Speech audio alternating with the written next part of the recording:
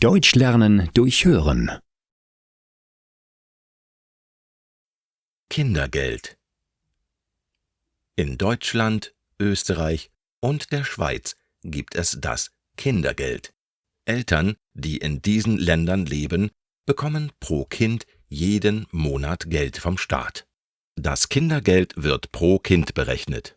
In Deutschland bekommt man bei 1 oder 2 Kindern 219 € pro Sohn oder Tochter und für das dritte Kind 225 €.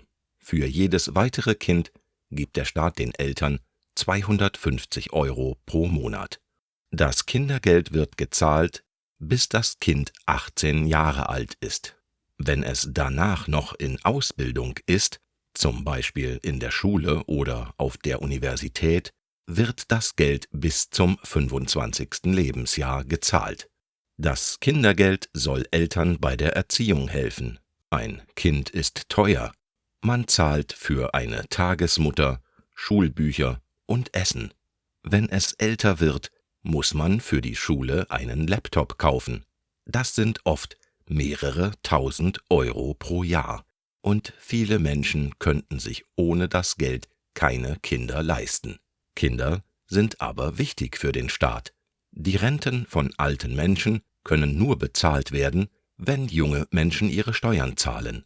Der Staat profitiert davon, Kindergeld zu geben.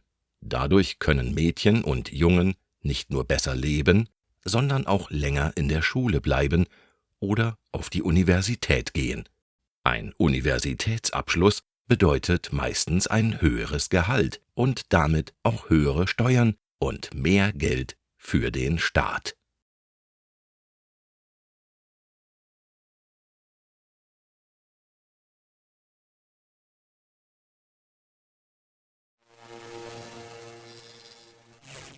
Deutsch lernen durch Hören.